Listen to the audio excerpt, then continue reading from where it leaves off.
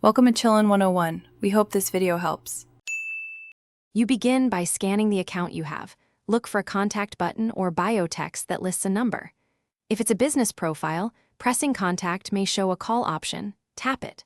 Once done, follow any website link in the bio. Many users place their phone number there.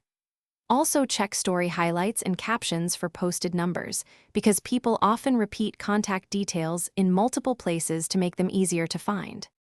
Next, expand beyond the profile. Visit the linked website and scan the About or Contact page for a published phone number. If the bio links to other social accounts, check those profiles. LinkedIn and Facebook often list phone numbers for professionals. Once done, review tagged photos and comments where the user interacts. Sometimes collaborators or businesses list contact details there. Make sure to note mutual followers, who might provide a direct introduction if needed. Finally, if no public number appears, send a concise, polite direct message requesting a phone number or preferred contact time. Explain why you need it. If that fails, perform a reverse lookup using the person's name or business, but make sure you comply with privacy rules. If you encounter a private account or block, ask a mutual connection to mediate.